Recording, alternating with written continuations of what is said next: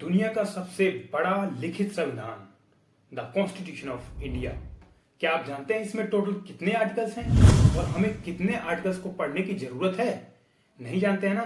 तो मैं आपको बताने जा रहा हूं इसके इंपॉर्टेंट आर्टिकल्स, सोर्सेज, अमेंडमेंट्स और इसमें जो शेड्यूल है, पार्ट्स हैं, सबकी रेंजेस। क्योंकि हमको रेंजेस को जानना बहुत ही इंपॉर्टेंट है। अगर हमको रेंज पता होंगे तो हम किसी भी कॉम्पिटिटिव एग्जाम में इसको आराम से, आसानी से कर पाएंगे। मैंने पूरे 10 साल के जो आखिरी के एग्जाम हुए हैं, कॉम्पिटिटिव एग्जाम जितने भी हुए हैं, चाहे वह एसएससी का हो, सीजीएल का हो, एमटीएस का हो या कोई भी जुडिशरी का एग्जाम हो जिसमें पॉलिटिकल साइंस और कॉन्स्टिट्यूशनल लॉ और कॉन्स्टिट्यूशन से कोई भी आर्टिकल का, शेड्यूल का, अमेंडमेंट का क्वेश्चन आया हो, तो मैंने वो सारे के सारे एक ही जगह इसी वीडियो में कंपाइल कर दिए हैं। मैं आपको दावे के साथ कह सकता हूं कि अगर आपने ये वीडियो देख ली पूरी तो आपको कॉन्स्टिट्यूशन से डर लगना खत्म हो जाएगा। तो चलिए इस वीडियो को स्टार्ट करते हैं और हम जान लेते हैं कुछ बेसिक इंफॉर्मेशन। देखिए, बेसिक इंफॉर्मेशन में सबसे बड़ी बात आपकी ये है कि आपको आर्टिकल्स पता होने चाहिए कि टोटल आर्टिकल्स इसमें कितने हैं। तो टोटल आर्टिकल जो है वो 395 है, लेकिन 448 कहे जाते हैं कि इसमें आर्टिकल्स हैं, पर असल में जो है वो 395 ही है।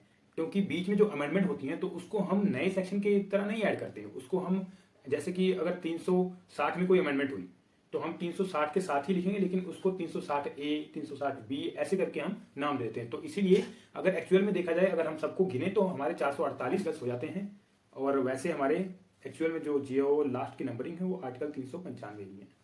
देखिए, बेसिक इन्फॉर्मेशन में आपके आ जाते हैं कि आपको टोटल आर्टिकल्स का पता होना चाहिए जो कि 395 है, टोटल शेड्यूल का पता होना चाहिए जो कि 12 है, और टोटल जो है आपको इसमें अमेंडमेंट कितने हुए हैं वो आपको पता होना चाहिए 104।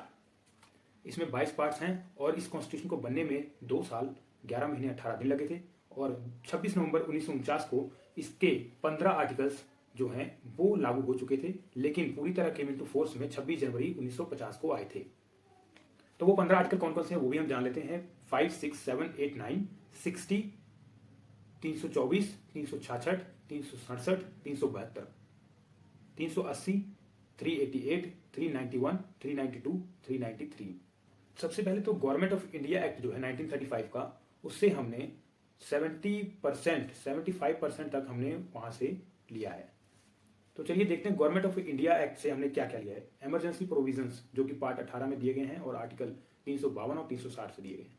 पब्लिक सर्विस कमीशन पार्ट 14 में है जो कि 315 से लेके 323 आर्टिकल तक है। और जुडिशरी जो कि पार्ट 5 में है और चैप्टर 4 में है, और 124 से लेके 147 तक आर्टिकल में दिए गए हैं। फेडरल स्कीम, उसके बाद आता है office of governor, article 153। Second हमने लिया है यूनाइटेड स्टेट्स ऑफ अमेरिका से। देखते हैं क्या क्या लिया है हमने यूनाइटेड स्टेट्स ऑफ अमेरिका से। पहले नंबर पे है फंडामेंटल राइट्स, आर्टिकल 12 से 35। Judicial review, article 13। Importance of the president, article 61। Removal of supreme court and high court जजेस, आर्टिकल 124(4). प्रीएम्बल लिया है हमने यहाँ से। इंडिपेंडेंस ऑफ जुडिशरी भी लिया है। ब्रिटिश कॉन्स्टिट्यूशन से हमने लिया है writ, right to constitutional remedies लिया है जो कि आर्टिकल 32 में है, और रिट जो है 226 में है। 226 में हाई कोर्ट में रिट डाल सकते हैं और 32 में सुप्रीम कोर्ट में। पार्लियामेंट्री फॉर्म ऑफ गवर्नमेंट हमने लिया है ब्रिटिश कॉन्स्टिट्यूशन से। The idea of single citizenship, part 2, article 5 to 11 तक हमने यहाँ से लिया है। Parliamentary privileges, article 105 to 105। Rule of law लिया है हमने यहाँ से। आयरलैंड से लिया है हमने directive principle of state policy, part 6 में है, 6 से लेके 51 तक है। Method of election of president, article 55 में है, और member nomination to the Rajya Sabha by the president, part 5, article 80। Germany से हमने लिया है suspension of fundamental right during emergency, article 356। South Africa से लिया है हमने अमेंडमेंट ऑफ द कॉन्स्टिट्यूशन जो कि 368 आर्टिकल में है और पार्ट 20 में है। यूएसएसआर, सोवियत यूनियन जो है, फंडामेंटल पीस हमने लिया यहाँ से यूएसएसआर से, जो कि पार्ट 4A में है और आर्टिकल 51A में। The idea of justice, social, economic and political expressed in the preamble, ये भी हमने यूएसएसआर से लिया है। और हमने क्या लिया देखते हैं। कनाडा से क्या लिया, federalism with strong central government, advisory jurisdiction of the supreme court, article 143। Centre appoints the governor of the state, article 155, 157। जो रेजिडुअरी पावर्स हैं वो भी हमने कनाडा से लिया है। Residuary power vest with the centre, article 248 of the constitution and entry 97 of the union list. Australia से हमने क्या लिया, कॉन्करेंट लिस्ट, 7th शेड्यूल में जो दिया गया है। Freedom of trade and commerce part 13 article 301 307 joint sitting of the two houses of parliament article 108। France से क्या लिया है? The ideas of liberty equality fraternity and Republic preamble. ये प्रीएम्बल में जो हमारे वर्ड्स हैं ये हमने फ्रांस से लिया है। जापान से लिया है procedure establish by law article 21। तो दोस्तों ये सब हो गए सोर्सेज के बाद क्या आ जाता है, पर हमें रेंज का पता होना चाहिए। एक हमारे पास बेसिक नॉलेज आ गई, बेसिक इन्फॉर्मेशन हो गई, उसके बाद सोर्सेज के बारे में हमने जान लिया, और अब हम जानते हैं रेंजेस, जो कि हम इसके साथ साथ पार्ट भी कर लेंगे। जो हमारे 22 पार्ट हैं इनके बारे में भी जानेंगे, और इसके साथ हमको रेंजेस का पता लग जाएगा कि कौन से आर्टिकल से लेके कौन सा आर्टिकल है। तो चलिए जान लेते हैं कि पार्ट 1 में क्या है। पार्ट 1 में है the union and it's territory article 1 to 4। मैं इसके साथ साथ कुछ आपको बेसिक इन्फॉर्मेशन भी देता चलूंगा, वो भी आप उसके ऊपर भी ध्यान देना। जैसे कि फादर ऑफ इंडियन कॉन्स्टिट्यूशन किसको कहा जाता है? B R Ambedkar. Chairman of constituent assembly कौन थे? Doctor Rajendra Prasad. Idea of constitution first given by M N Roy, बिल्कुल राइट। आंध्र प्रदेश को फर्स्ट लिंग्विस्टिक स्टेट के बेसिस पे 1 अक्टूबर 1953 में बनाया गया था। फर्स्ट स्पीकर ऑफ लोकसभा, ये तो सबको पता होगा, जीबी बमरंकर। यस। 9 दिसंबर 1946 constituent assembly for undivided India first met. पहली बार 9 दिसंबर 1946 को मिला था। ठीक है। सिटीजनशिप जो है 5 से 11 तक है आर्टिकल। फंडामेंटल राइट्स ये सबको पता है 12 से 35। Directive principle of state policy 36 to 51। और पार्ट 4A में फंडामेंटल ड्यूटीज है जो कि 51A आर्टिकल में दिए गए हैं। 5th पार्ट जो है द यूनियन 52 से लेके 151, जिसके अंदर और भी 5 चैप्टर आते हैं। पहला चैप्टर है द एग्जीक्यूटिव, दूसरा है पार्लियामेंट, तीसरा है legislative power of the president, चौथा है the union judiciary, controller and auditor general of India. Part 6 में है द स्टेट। ये आर्टिकल 152 से लेके 237 तक है। इसमें भी 4 चैप्टर हैं।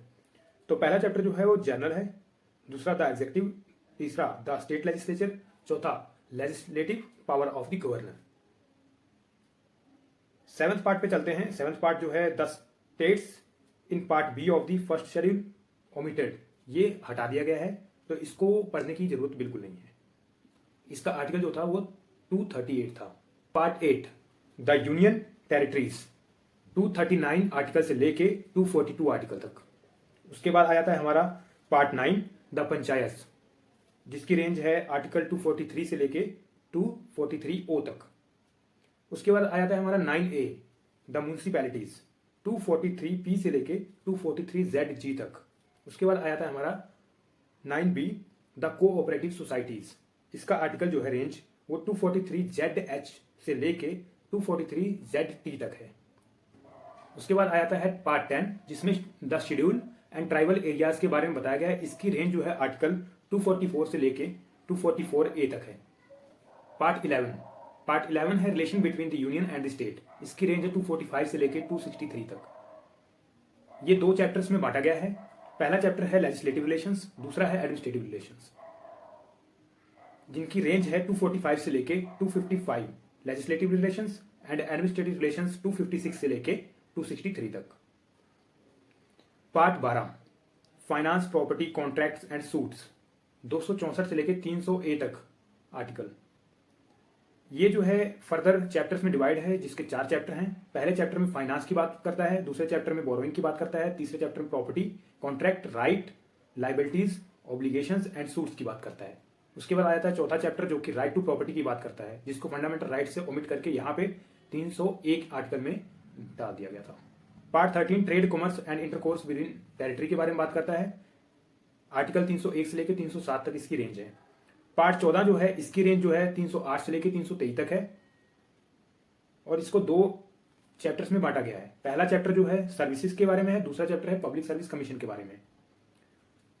पब्लिक सर्विस कमीशन की रेंज जो है 315 से लेके 323 तक है।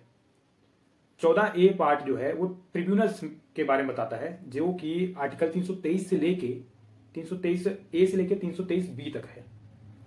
उसके बाद आता है पार्ट 15 जो कि इलेक्शंस के बारे में बताता है, आर्टिकल 324 से लेके 329A तक। पार्ट 16 जो है वो special provision relating to certain classes के बारे में बताता है। 330 से लेके 342 ए तक है इसकी रेंज। उसके बाद आ जाता है हमारा ऑफिशियल लैंग्वेजेस।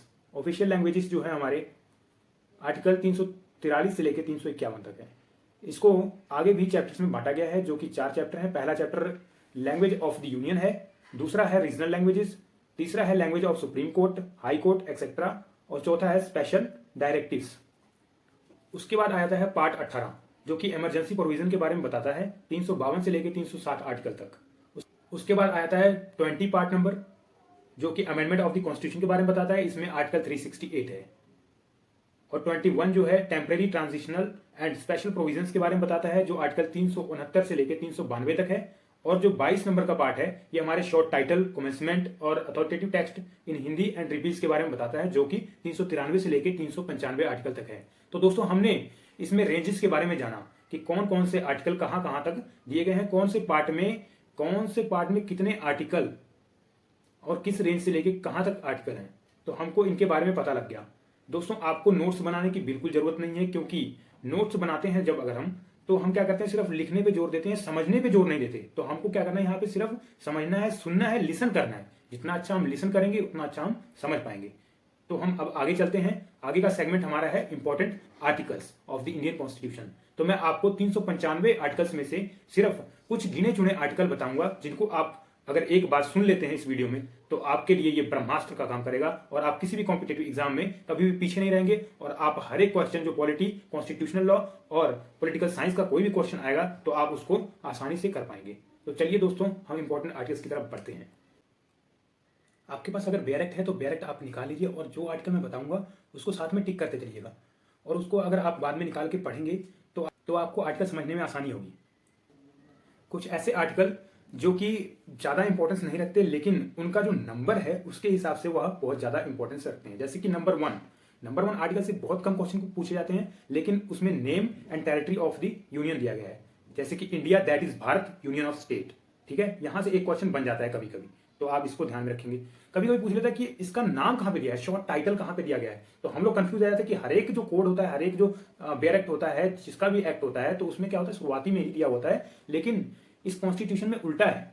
393 नंबर का जो आर्टिकल है उसमें शॉर्ट टाइटल दिया गया है, तो इसको आप ध्यान में रखेंगे। इसलिए मैंने इसको शुरू में ही ऐड कर दिया कि पहले एक और सीधे हम लोग लास्ट में 393 में हमें टाइटल आ गया। ठीक है, नेक्स्ट 2 नंबर का हमारा आर्टिकल जो है admission and establishment of new states, ये भी इंपॉर्टेंट है। Third, formation of new states and alteration of areas. यहां से क्वेश्चन बहुत ज्यादा बनते हैं, जिसमें कि क्या होता है, एरियाज, बाउंड्रीज और नेम ऑफ एग्जिस्टिंग स्टेट्स, नाम चेंज किया जाता है, और फॉर्मेशन ऑफ न्यू स्टेट्स किया जाता है, अल्ट्रेशन ऑफ एरिया, किसी का एरिया घटाया बढ़ाया जाता है। तो ये भी बहुत इंपॉर्टेंट है। इसके बाद आ जाता है सिटीजनशिप का हमारा मेन इंपॉर्टेंट आर्टिकल।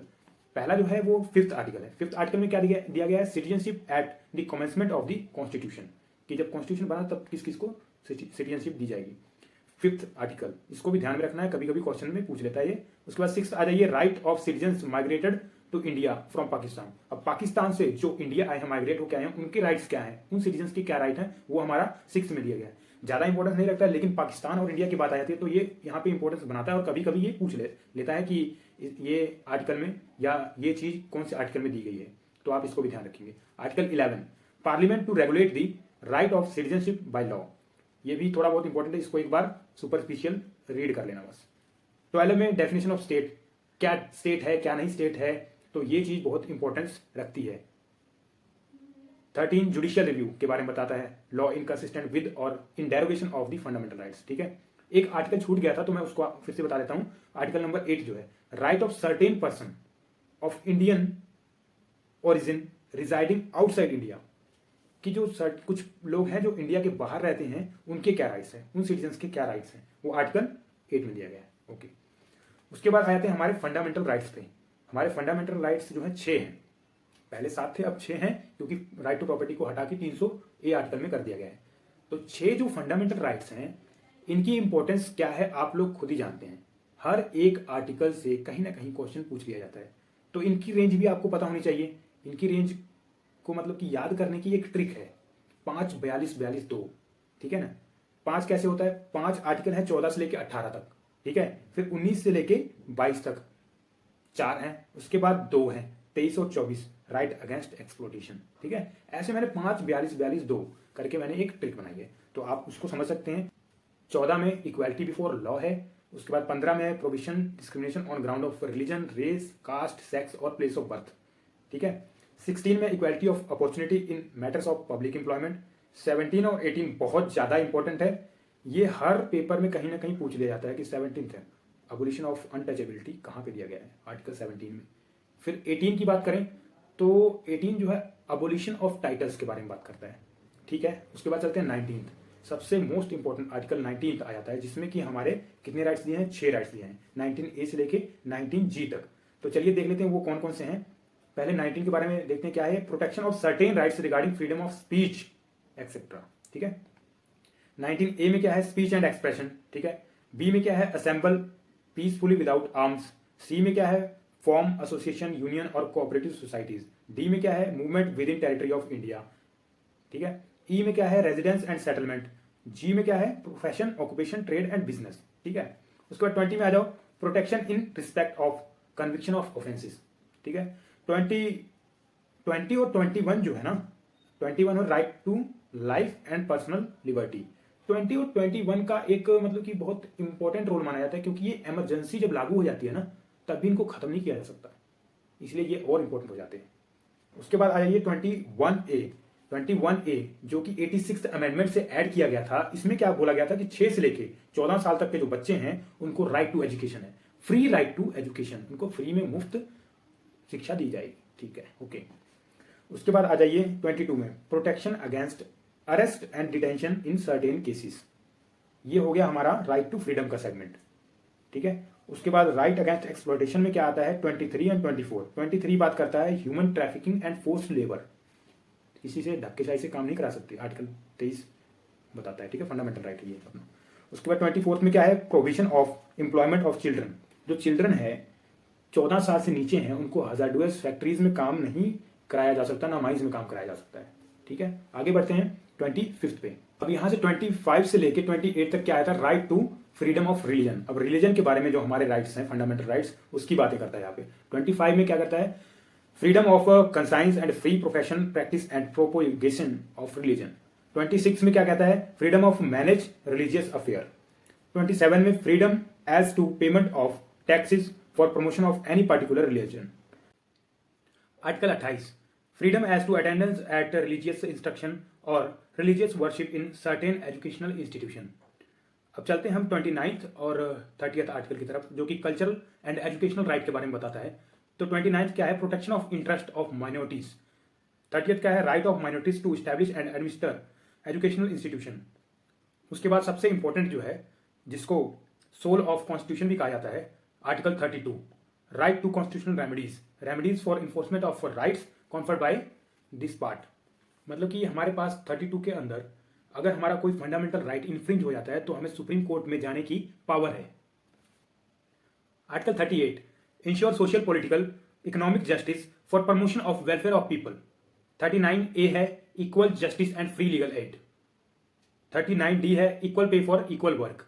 39A जो है ये बहुत इंपॉर्टेंट है दोस्तों, क्योंकि फ्री लीगल एड आजकल ट्रेंड में है और इसके क्वेश्चन ज्यादा बनते हैं। तो चलिए आगे बढ़ते हैं। 40th क्या है, हमारा ग्राम panchayat, village panchayat, organisation of village panchayat, इससे भी क्वेश्चन बनता है दोस्तों, तो इसको भी आप ध्यान रखें। आर्टिकल 40। 44 सबको पता है, ये आजकल ट्रेंड में है, न्यूज में है, यूनिफॉर्म सिविल कोड, तो इसको भी आप याद कर लें और ये बहुत इंपॉर्टेंट है कॉम्पिटेटिव एग्जाम के पर्सपेक्टिव से। 45th, free and compulsory education below the age of 16 age. 46, promote educational and economic interest of weaker section. 48, organization of agriculture and animal husbandry. 48A, to protect the environment and wild life, forest और wild life को protect करने के लिए 48A को add किया गया है। तो दोस्तों 50th जो है वो सेपरेशन ऑफ एग्जीक्यूटिव है फ्रॉम जुडिशरी और एग्जीक्यूटिव को अलग करने के लिए आर्टिकल 50 है, तो ये भी बहुत इंपॉर्टेंट है। उसके बाद 49th हमारा छूट गया था, जो कि है to protect the monuments places, जैसे कि ताजमहल को प्रोटेक्ट करने के लिए कौन सा आर्टिकल, ये आर्टिकल 49 है। उसके बाद 51 में है इंटरनेशनल पीस एंड सिक्योरिटी। इसमें क्या होता है, प्रमोशन किया जाता है इंटरनेशनल पीस और सिक्योरिटी को। 51 आर्टिकल, ये भी बहुत इंपॉर्टेंट है, इसको भी आप याद कर लें। तो चलिए आगे बढ़ते हैं, हमारे और भी थोड़े से आर्टिकल रहेंगे जो कि बहुत मोस्ट इंपॉर्टेंट है, अगर हम उनको कर लेंगे तो हमारा जो है कॉन्स्टिट्यूशन का जो डर है खत्म हो जाएगा। आर्टिकल 51A फंडामेंटल ड्यूटीज, जो कि 42nd अमेंडमेंट से ऐड किया गया था 1976 में। इसमें हमारे उस समय जब 1976 में ऐड किया गया था तब 10 ही ड्यूटीज थी, लेकिन जो 11th ड्यूटी है उसको हमने 86th अमेंडमेंट से ऐड किया। आर्टिकल 52 जो कि बहुत इंपॉर्टेंट है, क्योंकि प्रेसिडेंट जो होता है वो फर्स्ट सिटीजन ऑफ कंट्री होता है, तो इसको भी याद करना जरूरी है। और इसके ही पहला जो आता है 63 में क्या है, वाइस प्रेसिडेंट। तो ये दो इंपॉर्टेंट सेक्शन हो गए। और इनका टेनवर जो है, प्रेसिडेंट का टेनवर जो है वो 56 आर्टिकल में दिया गया है, ठीक है। और इसके बाद आ जाते हैं हम, जो हमारा बहुत इंपॉर्टेंट आर्टिकल है वो 72 है, पार्डनिंग पावर ऑफ प्रेसिडेंट, ठीक है। ये बहुत इंपॉर्टेंट है, इसको भी आप नोट कर लीजिए। उसके बाद एक सेक्शन छूट गया था जो इम्पीचमेंट का है, प्रेसिडेंट को इम्पीच करके ही हटाया जा सकता है, तो वो हमारा कहाँ पे है, यस 61 आर्टिकल में। और इम्पीचमेंट करने से पहले हमको प्रेसिडेंट को नोटिस देना होता है, उस नोटिस का पीरियड कितना होता है, 14 डेज। ये भी याद रखिए, यहाँ से क्वेश्चन बना हुआ है, इसलिए मैंने इसको ऐड किया। उसके बाद आर्टिकल आया था हमारा 74, council of ministers to aid and advice president. 76 में है अटॉर्नी जनरल ऑफ इंडिया। 79 में है कॉन्स्टिट्यूशन ऑफ पार्लियामेंट। उसके बाद 80th में है राज्यसभा, 81 में है लोकसभा। 79, 80 और 81 इन तीनों को एक साथ ही हमने पढ़ना है, क्योंकि 79 में आ गया पार्लियामेंट, उसके बाद 80 में आ गया हमारा राज्यसभा, और लोकसभा आ गया हमारा 81 में। जो बड़ा है वो पहले आएगा, जैसे पार्लियामेंट बड़ा है तो वो पहले आ गया, और उसके बाद अगर जो राज्यसभा है वो लोकसभा से तो बड़ा ही है, लेकिन पावर मान लेते हैं कि लोकसभा में ज्यादा, लेकिन राज्यसभा जो है बड़ा है, तो राज्यसभा पहले आ गया, ठीक है। और 81 में क्या आ गया, Lok Sabha ji. Article 78, duties of prime minister as respects the furnishing of information to the president. 85 में क्या है, सेशन ऑफ पार्लियामेंट, ठीक है। ये भी इंपॉर्टेंट है, क्योंकि ये पिछले ईयर के कॉम्पिटिटिव एग्जाम जो हुआ था हमारा एसएससी का, उसमें पूछा गया था, एमटीएस का पेपर था वो। और 100 नंबर का जो आर्टिकल है, voting in house, power of house to act notwithstanding vacancies and quorum, ठीक है। यहां तक हो गए इंपॉर्टेंट आर्टिकल्स। उसके बाद आ जाते हैं कुछ जो मोस्ट इंपॉर्टेंट आर्टिकल्स भी हैं, जिनसे कि फ्रीक्वेंटली क्वेश्चन बनते आ रहे हैं। चलिए उनको भी देख लेते हैं। 110 money bill, finance bill, budget, यहां से क्वेश्चन जरूर आता है। तो मनी बिल कहां पे है, 110 में है। बजट कहां पे है, जिसको फाइनेंशियल प्लान भी कहा जाता है, 112 में है। फाइनेंशियल बिल कहां है, 117 में है। और 108 में क्या है, joint sitting of both house in certain cases, ठीक है। और उसके बाद आ जाता है हमारा 107 नंबर का, provision as to introduction and passing of bills. Bill का प्रोविजन कहां पे है, ठीक है ना, ये भी पूछ लेता है कई बार, 107 में। और 123 में क्या है, ऑर्डिनेंस पावर ऑफ प्रेसिडेंट, ठीक है ना। उसके बाद 129 में supreme court to be a court of record. ये क्वेश्चन जरूर आता है, बहुत इंपॉर्टेंट क्वेश्चन है। 129 आर्टिकल के ऊपर जो है, supreme court to be a court of record. 124 पे आ जाते हैं दोस्तों, इस्टेब्लिशमेंट ऑफ सुप्रीम कोर्ट, यहां से भी पूछता है क्वेश्चन। उसके बाद इसके पैरेलल 214 हाई कोर्ट आ जाता है, ठीक है ना। 124 में सुप्रीम कोर्ट बना था, 214 में हाई कोर्ट बना था। उसके बाद 125 में सैलरीज ऑफ जजेस। भाई अगर आप जज बनने वाले हैं, जुडिशरी का एग्जाम देते हैं, तो आपकी सैलरी के बारे में तो आपको पता होना चाहिए। 125 आर्टिकल नंबर। 143 में है power of president to consult supreme court. 143 ये आई लव यू वाला सेक्शन हो जाता है, ठीक है ना। यहाँ पे प्रेसिडेंट अपना प्यार दिखाता है सुप्रीम कोर्ट को, सुप्रीम कोर्ट से कंसल्ट करता है, ठीक है दोस्तों। ये मेरी ट्रिक थी आई लव यू वाले 143, ठीक है। तो इसको भी याद रखना कि प्रेसिडेंट कंसल्ट कैसे करता है सुप्रीम कोर्ट से, 143 आई लव यू बोल के। चलिए ठीक है। 141 law declared by supreme court bindings on all courts. ये तो सबको पता होना चाहिए कि 141 जो है, 141 जो है, इसमें क्या होता है, जो सुप्रीम कोर्ट ऑर्डर दे देता है वो सभी सुबॉर्डिनेट कोर्ट्स जो हैं, उसके नीचे जितने भी कोर्ट्स हैं, हाई कोर्ट है, चाहे सुबॉर्डिनेट कोर्ट है, डिस्ट्रिक्ट कोर्ट है, सबको वो माननी पड़ती है, वो बाध्य रहती है, ठीक है ना। उसके बाद आते हैं 142 enforcement of decree and orders of supreme court and orders as to discovery. उसके बाद आ जाता है article 148 comptroller and auditor general of India. और उसके बाद आता है article 213 ordinance power of governor. अब यहाँ पे क्या आ गया, ordinance power of governor, governor, ठीक है, यहाँ पे जोर दे रहा हूँ गवर्नर पे 213 पे। और मैंने प्रेसिडेंट का पावर कहाँ पे बताया था, ऑर्डिनेंस का, प्रेसिडेंट का पावर जो है ऑर्डिनेंस का 123 में है और गवर्नर का पावर कहां पे है 213, ठीक है। ये दोनों याद रखना, 213 123, जो पहले आता है वो बड़ा होता है, जैसे कि प्रेसिडेंट 123 में आएगा, 213 में गवर्नर आएगा, दोनों की ऑर्डिनेंस पावर 213 123, ठीक है। जो बड़ा है वो आगे आएगा, जो पीछे है वो छोटा है, गवर्नर, ठीक है। आगे बढ़ते हैं, आर्टिकल 153 154 एंड 155, 153 154 155, इसमें क्या दिया गया है, 153 में है गवर्नर ऑफ स्टेट्स, ठीक है। 154 में एग्जीक्यूटिव पावर ऑफ स्टेट्स, उसके बाद 155 में है अपॉइंटमेंट ऑफ गवर्नर। ये तीनों भी बहुत important section. 161 power of governor to grant pardon, pardon और कौन कर सकता है, प्रेसिडेंट। और प्रेसिडेंट की पावर कहां पे है, आर्टिकल 72 में। आर्टिकल 72 और 161 को याद रखना, 72 में है प्रेसिडेंट और 161 में क्या है, governor. 163 article council of minister to aid and advice governor. 165 advocate general for state, ठीक है। और 76 में क्या है, अटॉर्नी जनरल ऑफ स्टेट। चलिए आगे बढ़ते हैं, 78 में क्या है, PM, duties of PM as respect to furnishing information to president. PM किसको देता है, प्रेसिडेंट, ठीक है ना। और इसी के उल्टा आ जाएगा हमारा सीएम वाला सेगमेंट। सीएम वाला सेगमेंट 167 पे है और सीएम के उल्टे में क्या आ जाएगा, प्रेसिडेंट की जगह पे governor. 168 article constitution of legislature in state. 169 abolition or creation of legislative council in state. 170 composition of legislation Vidhan Sabha assemblies, ठीक है, 170 में। 171 composition of Vidhan Parishad legislative councils. 178 में the speaker and deputy speaker of legislative assembly. 194 में क्या है, power privileges etcetera of the house of legislatures and of the member and committee thereof, ठीक है। 200 में है असेंट टू बिल्स, ये भी बहुत इंपॉर्टेंट है, इसको भी आप देख लीजिए क्योंकि ये भी पिछले ईयर हमारे कॉम्पिटिटिव एग्जाम में आया है। आर्टिकल 149, इसमें क्या है, duties of comptroller and auditor general of India की है, ठीक है। ड्यूटीज, उसकी ड्यूटीज क्या है और पावर्स क्या है उसकी। Article 202 annual financial statement of state, यहां पे क्या है, बजट है लेकिन कहां का, स्टेट का, 202 में। और 112 में बजट है, financial plan of the country, ठीक है, okay.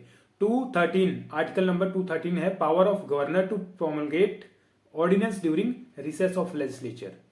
214 high courts for state, ये मैं पहले बता चुका हूं। आर्टिकल 222 ट्रांसफर ऑफ जजेस from one high court to another. उसके बाद 226 power of high courts issue certain writs. और सुप्रीम कोर्ट को कहां पे पावर है, आर्टिकल 32 में, ठीक है। 231 establishment of common high court for 2 और more states. 239 double A special provision दिया गया है with respect to national capital territory Delhi. 243 B constitution of panchayat.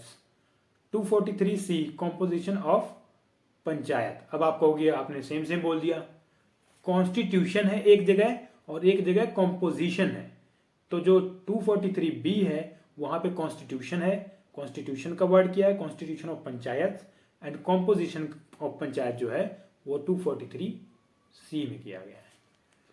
चलिए आगे बढ़ते हैं, article 243 power authority and responsibility of panchayat. 243 K elections to the panchayat. 249 power of parliament legislate with respect to a matter in the state list in the national interest.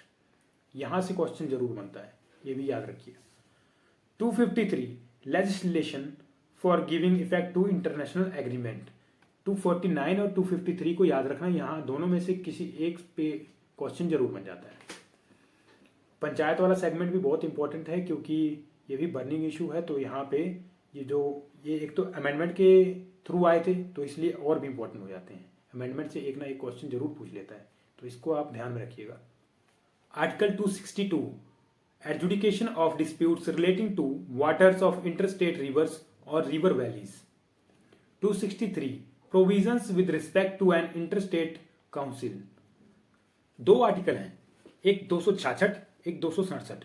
266, 267, 266 में क्या दिया है? Consolidated fund, ठीक है। और उसके बाद 267 में दिया है कॉन्टिजेंसी फंड। इसको आप याद रखिएगा, दोनों में से एक ना एक आ ही जाएगा पेपर में। 275 आर्टिकल नंबर है grant from the union to certain states. 280 में फाइनेंस कमीशन। 300A बताने की जरूरत ही नहीं है, राइट टू प्रॉपर्टी है जो, person not to be deprived of property save by authority of law. 311 dismissal, removal or reduction in rank of person employed, ठीक है। 312 में क्या है? All India services. 315 में पब्लिक सर्विस कमीशन आ गया for the union and for the state. 320 में function of public service commission, public service commission के function आगे, काम आ गए, ठीक है। उसके बाद 323A में है एडमिनिस्ट्रेटिव ट्रिब्यूनल्स। 324 आर्टिकल में है इलेक्शन कमीशन। इसके अंदर क्या क्या आता है? Superintendence, direction and control of election to be vested in an election commission. Article 330 reservation of seats for schedule caste and schedule tribe in the house of the people. 338 national commission for schedule caste. 338A national commission for schedule tribes. 343 official language of the union. 352, 356 and 360 emergency provision के बारे में बताता है, तो इसको याद करने का तरीका सीख लीजिए। 352 के बाद 4 ऐड करेंगे, 356 आ जाएगा, फिर 4 ऐड करेंगे, 360 आ जाएगा, ठीक है। 352 में सबसे बड़ा क्या होता है? स्टेट होता है, नेशन होता है अपना, ठीक है। तो वहां पे क्या आ जाएगा? नेशनल इमरजेंसी, ठीक है। उसके बाद 356 नेशनल के नीचे क्या आता है? State emergency. उसके बाद क्या आता है? Financial emergency. फाइनेंशियल इमरजेंसी आज तक कभी भी हमारे देश में लगी ही नहीं है, ठीक है दोस्तों। आगे बढ़ते हैं। 365 effect of failure to comply with or to give effect to direction given by the union. 368 article बहुत इंपॉर्टेंट आर्टिकल है क्योंकि अमेंडमेंट के द्वारा ही हमारे कॉन्स्टिट्यूशन में कोई भी आर्टिकल को जोड़ा जाता है। तो चलिए देखते हैं 368 आर्टिकल क्या कहता है। Power of parliament to amend the constitution and procedure therefor, ठीक है। 370 तो अभी हटा है, आपको पता ही है, 2019 में हटा गया था, ठीक है। तो ये भी पढ़ लेते हैं क्या है। Temporary provisions with respect to the state of Jammu and Kashmir, इसको रिपील कर दिया गया। एक दो आर्टिकल छूट गए थे, जैसे कि 331 और 333। 331 है एंग्लो इंडियंस की बात करता है, ठीक है। हाउस ऑफ पीपल में एंग्लो इंडियंस की सीटें होती हैं, तो वो प्रेसिडेंट चूज करता था, ठीक है। और 323 में एंग्लो इंडियन स्टेट में होती थी सीटें, जो गवर्नर चूज करता था, ठीक है। ये हमारे कुछ बहुत इंपॉर्टेंट आर्टिकल्स थे जिनको आपको बहुत ध्यान से सुनना है, ठीक है ना। ऊपर जितने भी मैंने आर्टिकल पढ़ाए हैं, अगर इनको आपने एक बार सुन लिया तो आपके दिमाग में एक बार बैठ जाएगा, ठीक है। दूसरी बार अगर आप सुनो तब आप इसके नोट्स बनाना।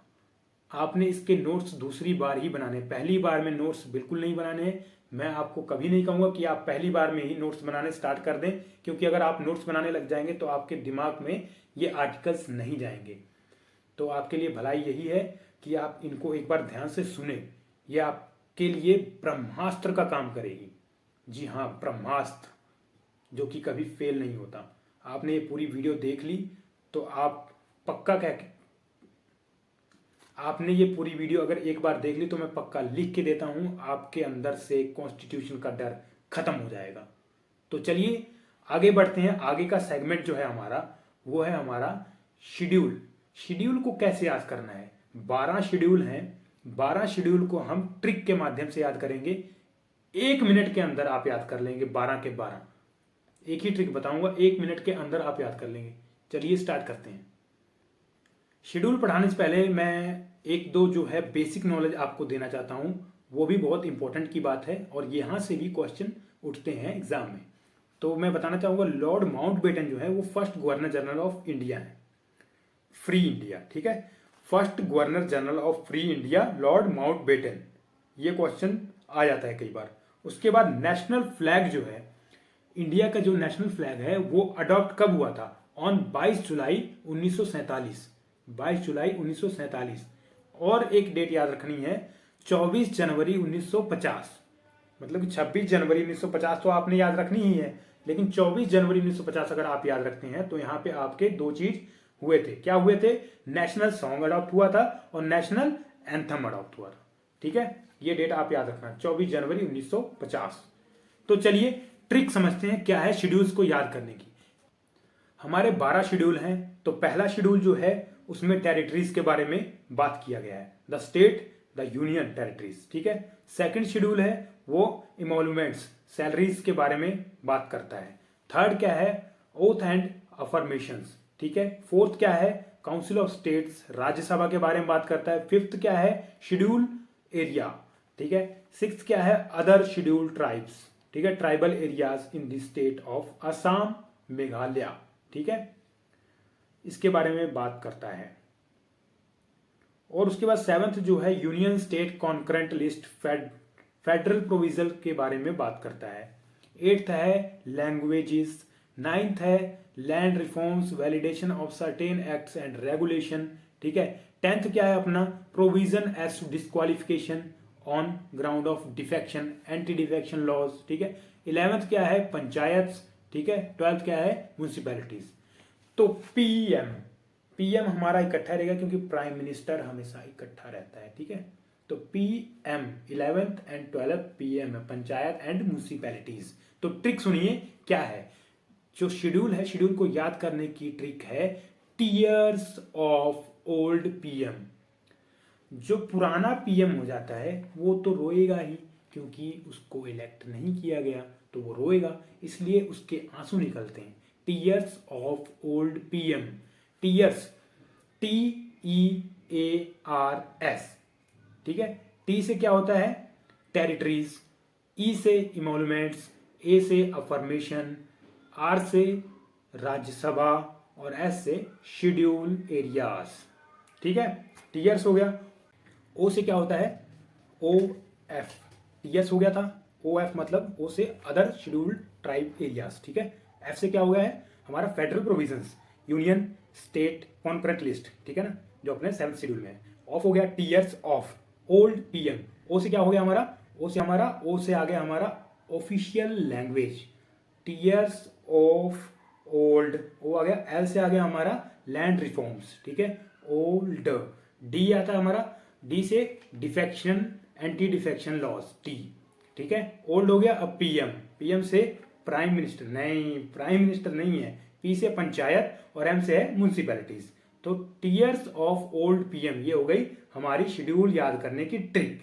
तो चलिए आगे बढ़ते हैं, कुछ इंपॉर्टेंट अमेंडमेंट्स के बारे में जान लेते हैं, जो अमेंडमेंट्स आपको बहुत ही इंपॉर्टेंट है कॉम्पिटेटिव एग्जाम्स के लिए।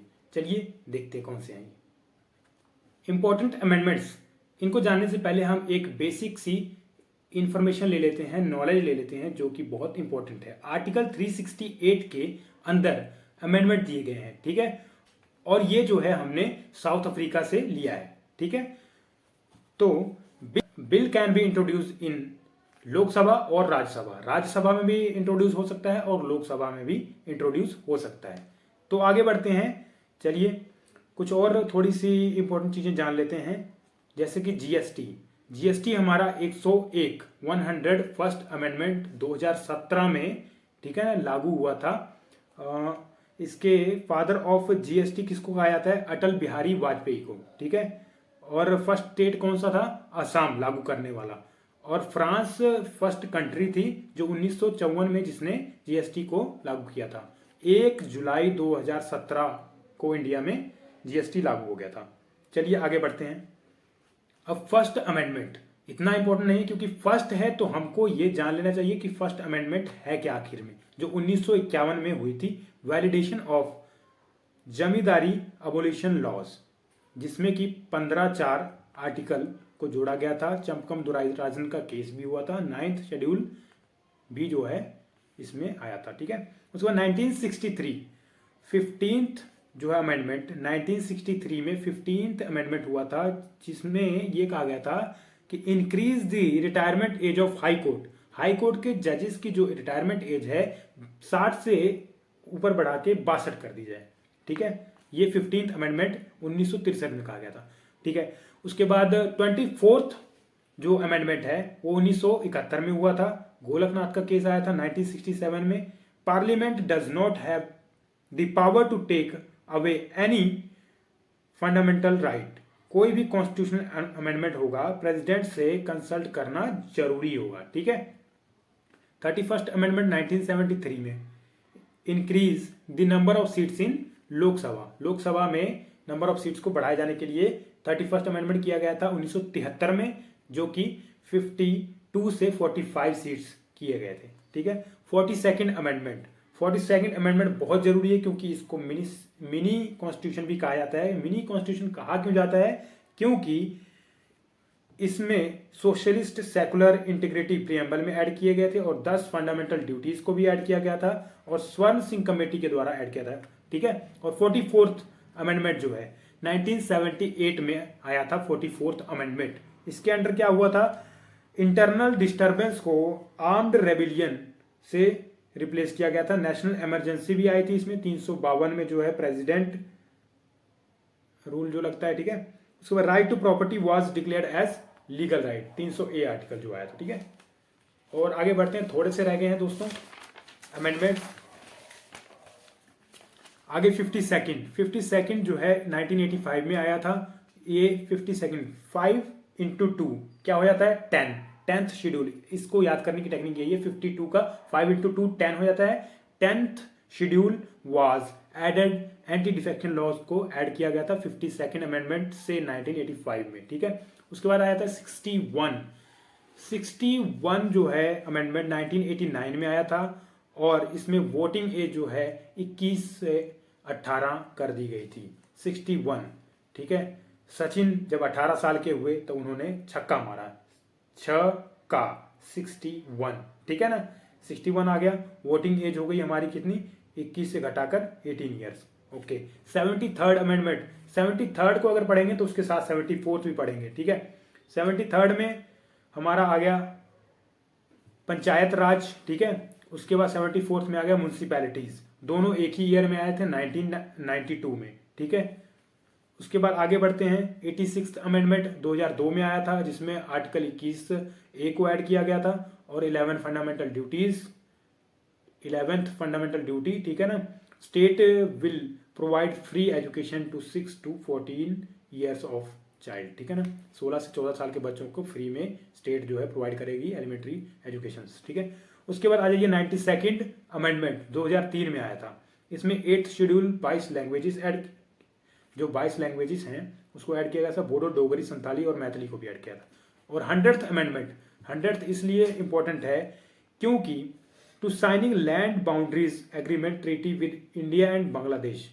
इनके इंडिया और बांग्लादेश के बीच में एक लैंड बाउंड्री का एग्रीमेंट हुआ था, साइन हुआ था 100th अमेंडमेंट के तहत, 2005 में आया था। ठीक है, उसके बाद आ जाइए 103 नंबर का जो EWS हम सर्टिफिकेट बनवाते हैं, EWS 10% रिजर्वेशन के लिए, वो है 103rd अमेंडमेंट 2019 में आया था। ठीक है, उसके बाद 104 2020 में 104 नंबर का अमेंडमेंट हुआ था। एंग्लो इंडियंस की सीट्स जो है उसको खत्म करके SC और ST की 2 सीट्स इन लोकसभा में ऐड की गई थी। ठीक है, उसके बाद कुछ बीच में से छूट गए थे, उनको मैं आपको ऐड कर देता हूं। वो बहुत इंपॉर्टेंट तो नहीं है लेकिन थोड़े से इंपॉर्टेंट है, कभी कभी पूछ लेता है वहां से क्वेश्चन।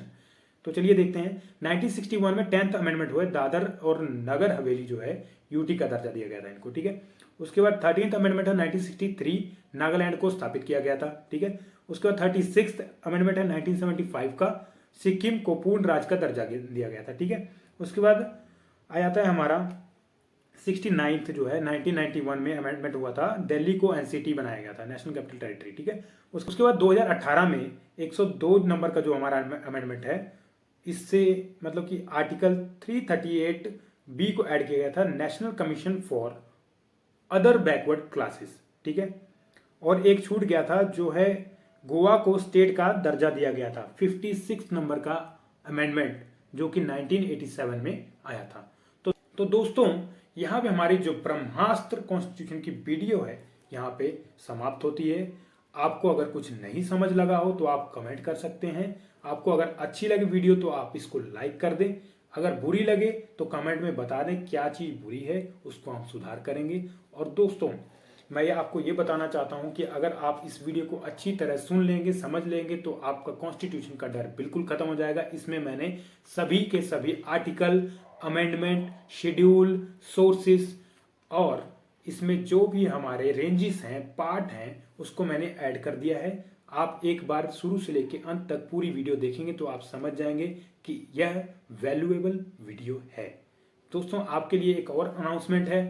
मैं एलएलबी स्टूडेंट्स के लिए एक बैच स्टार्ट करने जा रहा हूं, जिसको मैं एक सिलेबस के तहत शुरू से लेके अंत तक पूरे एलएलबी का सिलेबस पढ़ाऊंगा और उसमें कुछ एमसीक्यूज के टेस्ट भी लिया करूंगा और साथ में असाइनमेंट वगैरह भी मैं दूंगा। अगर आपको एलएलबी की पढ़ाई करनी है, आप कहीं पे एडमिशन ले रहे हैं, तो आप साथ साथ में यहाँ से आप अपना सिलेबस कवर कर सकते हैं। दोस्तों उसकी वीडियो मैं कल से स्टार्ट करूंगा। और दोस्तों मैं एक चीज़ और बता देना चाहता हूं कि आपके लिए इस वीडियो को अगर आप लास्ट तक देखते हैं तो आपके लिए ही यह गिफ्ट है। आप इस वीडियो के नीचे आप अपना कमेंट और ईमेल एड्रेस कमेंट में डाल दें। मैं आप सभी में से किसी को भी रैंडमली पिक करूंगा और उसको एक पार्कर पेन गिफ्ट दूंगा जिसने मेरी इस वीडियो को पूरी देखी और नीचे कमेंट ड्रॉप किया और अपना ईमेल ड्रॉप किया। उसको ईमेल में मैं एड्रेस पूछूंगा, वो मुझे बता देगा, उसके एड्रेस पे मैं पार्कर पेन डिलीवर करवा दूंगा। और ये कब कराऊंगा मैं दोस्तों? जब इस पे मेरी वीडियो पे 1000 लाइक हो जाएंगे तब। चलिए दोस्तों आपके साथ नेक्स्ट मुलाकात नेक्स्ट वीडियो में होगी, वो तांडव बैच में होगी, जो कि हमारा एलएलबी का सेमेस्टर 1 से स्टार्टिंग होगा। जय हिंद।